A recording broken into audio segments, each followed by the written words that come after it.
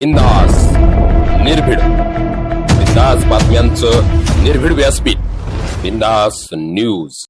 लासूर गटामध्ये संगीताताई सुभाष तांबे हे उभा आहे आणि सुभाष काकाबद्दल सांगायचं ठरलं तर सुभाष काका हे असे म्हणजे आमचे पाहुणेच आहे, काय दूरचे नाही. ते सुखात असो दुखात असो म्हणजे लासूर गटामध्ये म्हणजे सर्वच चर्चेत आहे. पाठीमागं त्यांनी जिल्हा परिषद इलेक्शन लढले, अल्पशा छोट्या 80 मतावरून त्यांचा पराभव झालेला.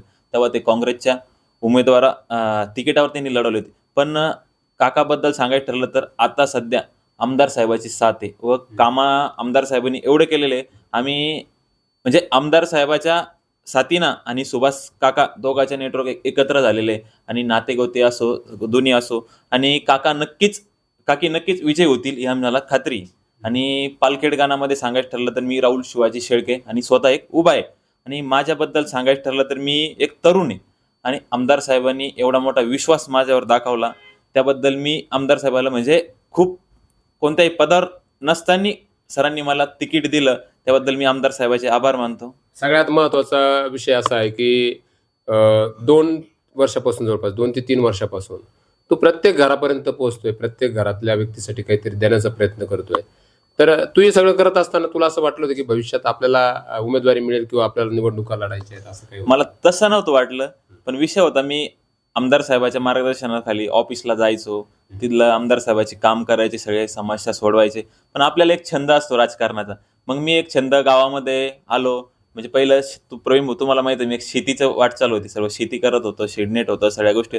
पण आमदार साहेब जेव्हा शिंदे साहेबासोबत गेले मग मी सरांच्या मार्फत गावामध्ये जेवढे कोणती योजना असो, योजनेचं नाव सांगायचं ठरलं तर गावामध्ये जेवढ्या महिला असं लाडक्या बहिणीचे पूर्ण पालखेड गणाचे फॉर्म आम्ही सर्व मित्र कंपनींना घरपोच फॉर्म देऊन सर्व भरून घेतले. म्हणजे कोणाकडून एकही रुपया न घेता. म्हणजे मला नाही वाटत पंचायत समितीचा असो जिल्हा परिषद असो असा जो कॅन्डिडेट असन एखादी शासनाची योजना शेवटच्या टोकापर्यंत पोहोचली असेल. म्हणजे लाडकी एकनाथजी शिंदे साहेब मुख्यमंत्री असताना ही योजना चालू केली. म्हणजे महाराष्ट्रात सगळ्यात लोकप्रिय मुख्यमंत्री साहेब म्हणजे एकनाथजी शिंदे साहेब. त्यांच्या मार्गदर्शनानुसार व आमचे राजकीय गुरु कार्यसम्राट आमदार रमेश पाटील बोरनारे सर यांच्या मार्गदर्शनानुसार आम्ही शासनाच्या भरपूर योजना शेवटच्या टोकापर्यंत पोहोचवल्या. दुसरा जर महत्त्वाचा मुद्दा जर म्हटलं आपण तर आता तुला 7 अशी मिळाली आहे. नुकतेच रामकृष्ण उपसा जल सिंचन जी योजना आहेत या योजनेचे कोट्यवधी रुपयांचं कर्ज जे शेतकऱ्यांच्या सातबाऱ्यावरती होतं ते सगळं माफ करण्यात आलेलं आहे. आणि या कर्जमाफीमुळं शेतकऱ्यांचे सातबारे कोरे झालेले आहेत. सातबारे कोरे झाल्यानंतर शेतकऱ्यांना एक जमिनीचा जो देवाणघेवाणाचा विषय व्यवहाराचा तो करता येतोय.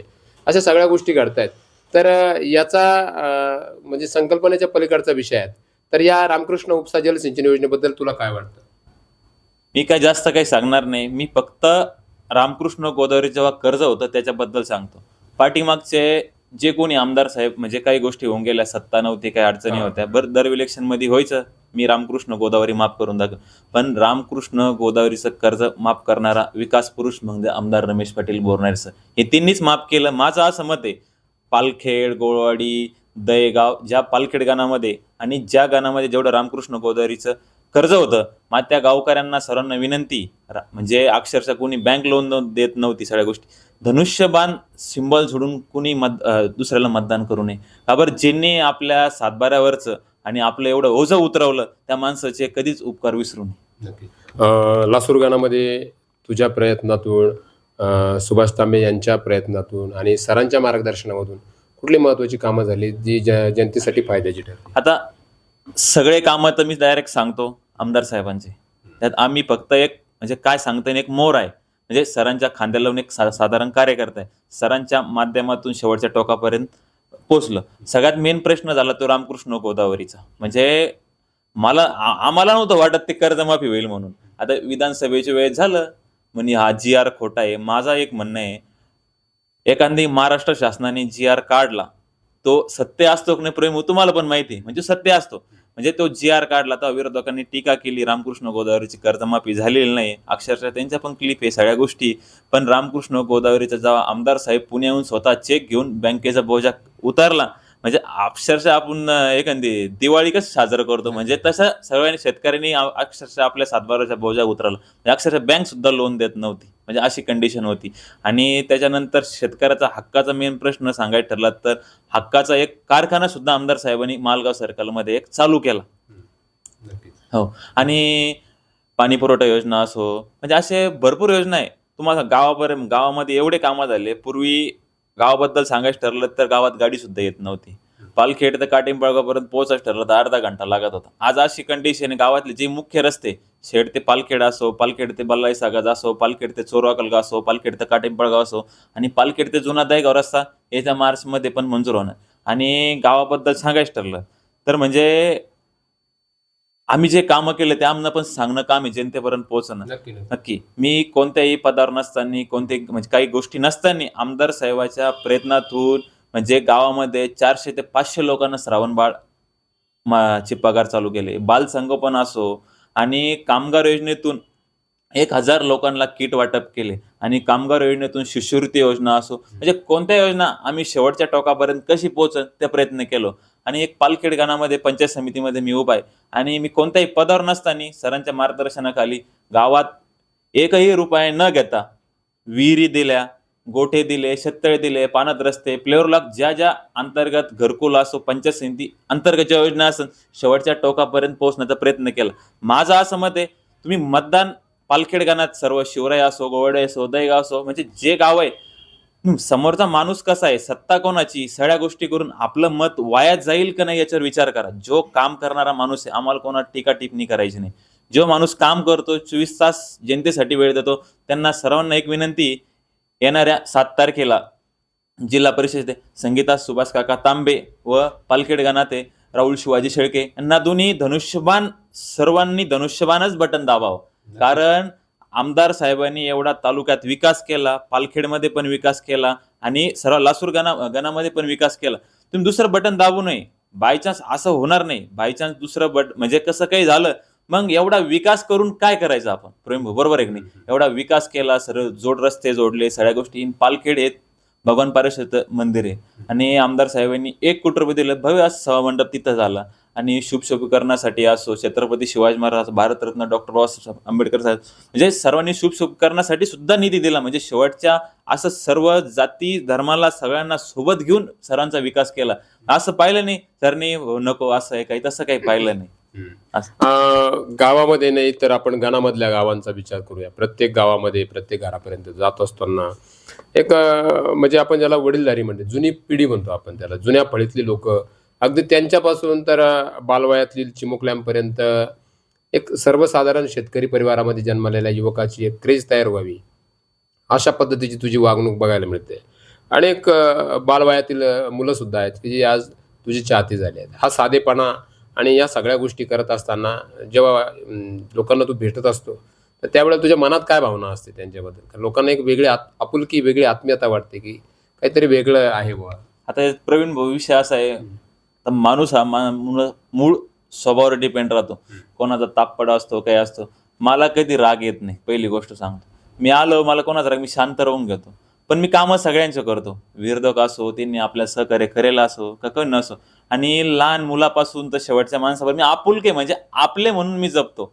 आता पाठीमागं माझा वाढदिवस होता, म्हणजे शाळेमध्ये सर चक्कर मारण्यासाठी गेलो. आज सगळ्यांनी व्हिडिओ बघितला. आता त्या मुलांची आपुलकी बघून माझ्या डोळ्यात अश्रू आलते. म्हणजे काय होतं माहिती आहे का, असा क्षण एखाद्या वडिलांनी मुलांना मारलं तर लवकर मुलगा वडिलाजवळ येत नाही. म्हणजे सगळे मुलं मुली म्हणजे सगळे एकत्र पेन भेटणं, आपुलकी म्हणजे आपुलकीचं उदाहरण आहे. सर्वांनी आपलं जपत आलो आणि यापुढे पण जपत राहू. दुसरा जर महत्वाचा मुद्दा आपण जर म्हटलं तर आता 7 तारखेला मतदान आहेत आणि लोकांनी जर संधी दिलीच, म्हणजे याच्यामध्ये जर तरचा विषय येतच नाही, लोक संधी देणारच आहेत तुला. आणि लोकांनी संधी दिल्यानंतर सगळ्यात पहिलं काम त्यांच्यासाठी तू कुठलं करशील, म्हणजे हे महत्वाचं आहे पालखेड गाण्यासाठी, म्हणून याच्यासाठी तू पाठपुरावा करशील, असं काही विजन ठरलं आहे का तुझं? मी या विषयावर काम विजन मी जिल्हा परिषद साठी संगीता सुभाष काका तांबे उभा आहे. जिल्हा परिषद येणाऱ्या अंतर्गत ज्या काही योजना असो, आमदार बोरणारे सर यांच्या मार्फत म्हणजे शेवटच्या विकास कसा होईल जिल्हा परिषद गटाचा, आम्ही त्यांना सांगू, ते आम्हाला सांगतील. म्हणजे जेवढे गावं असतात जिल्हा परिषदमध्ये, आणि मी पालखेड गाणासाठी उभा आहे. पालखेड गाणात जेवढे शिवराई असो, गोडे असो, बेंदवडे असो, म्हणजे पंचायत समिती अंतर्गत जेवढ्या काही योजना येतील आणि नवीन शासनाच्या स्कीमा येतील, जसं आपण प्रचाराला शेवटच्या टोकापर्यंत गेलतो ना, माझं असं मत आहे, ते निवडून येऊ का नाही येऊ, मतदान झाल्यावर पण माणसांनी शेवटच्या टोकापर्यंत धन्यवाद म्हणून तरी झालं पाहिजे. मी निवडून आल्यानंतर मी शेवटच्या 3 महिने वेळ लागू का 4 महिने, शेवटच्या जसं मत मागायला पण गेलतो ना, शेवटच्या सगळ्यांच्या घरी चहा घ्यायला सुद्धा जाईल, पण तुम्ही मला संधी दिली, त्या संधीचं नक्कीच सोनं करील. नक्कीच. शेवटी जाता येतो एक शेवटचा प्रश्न तुझ्यासाठी. आता राजकारण करत असताना प्रत्येक ठिकाणी विरोधक हा असतो आणि विरोधकाचं काम असतं की चिखलफेक करणं. मात्र तुझ्या बाबतीत सगळी क्लीन चिट आहेत, कारण तू आता नवख्यानं या ठिकाणी राजकारणामध्ये आलाय आणि लोकांना आवडणारं हवंसं असणार आहे की व्यक्तिमत्व स्वतःचं त्या पद्धतीचं तू स्वतःला घडवलंय. तर आगामी काळामध्ये राजकारणामध्ये आणखी जसं लोणचं ज्याला आपण म्हणतो मुरतंय, तर मुरल्यानंतर त्याचा स्वाद वेगळा येतो, तसं राजकारणामध्ये जसजसं तू थोडासा अनुभवाने पुढे जात जाशील तर चिखलफेक करण्याची वेळ जर आली तर अशा वेळेला तुझी मानसिकता काय राहील, तू काय निर्णय घेशील? आता चिखलफेक करण्याचा विषय असा आहे, मी पहिली गोष्ट कोणत्या पदावर नाही. पदावर नसल्यावर मग माणसं जे बघतं काय कमी वयाचं आहे. पण माझं म्हणणं आहे, आता कोणी समोरचा उमेदवार असेल त्यांचं एखादं काम दाखवा, मी इलेक्शनमधून माघार घेतो. बरोबर आहे की नाही? मी माझे एवढे कामं सांगेल, अक्षरशः कोणाचा लाडकी बहीण असन, श्रावणबाळचा पगार चालू नाही झाला, कोणाच्या कित्येक समस्या सांगू शकतो मी, ते सॉल्व्ह केलेला, कोणा डीपी, हे सगळं श्रेय आमदार साहेबांचं. त्यांच्या तालमीत तयार झालेलो आणि आमदार साहेबांच्या मार्गदर्शनाच इथून पुढे कामं कंटिन्यू करत राहील. म्हणजे माझ्यावर, म्हणजे मला नाही वाटत चिखलफेक. आता राजकारणात आरोप प्रत्यारोप होतच असत्या. आता काय कोण कसं काय बोलून आपल्याला सांगता येत नाही.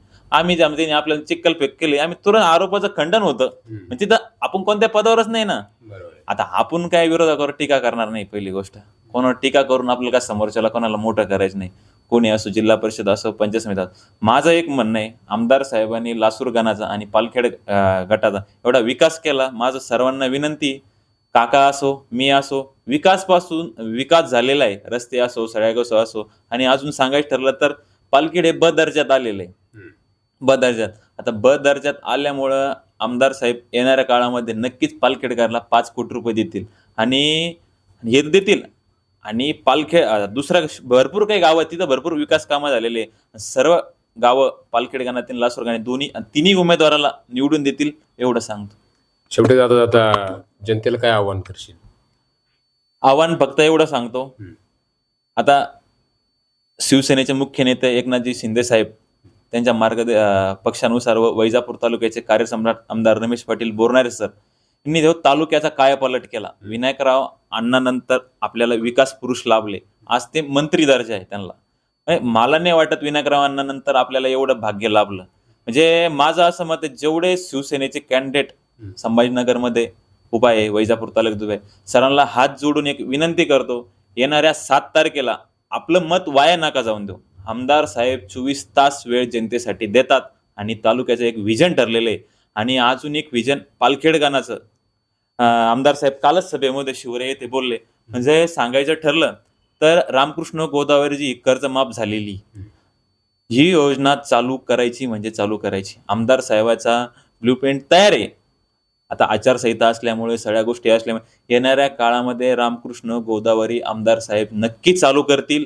आणि ज्या ठिकाणी पाण्याची उपाययोजना नाही, शिवराई, गोळवाडी आणि कनकसागर अशा भरपूर काही गावं आहेत, त्यांना अक्षरशः मार्च फेब्रुवारीनंतर पाणी पुरत नाही दुसऱ्या पेरणीला. ती योजना चालू झाल्यानंतर आपल्याकरता शेतकरी सुफलम सुफलन होईल, ही नक्की आमदार साहेबांना करतील, एवढी गावी देतो.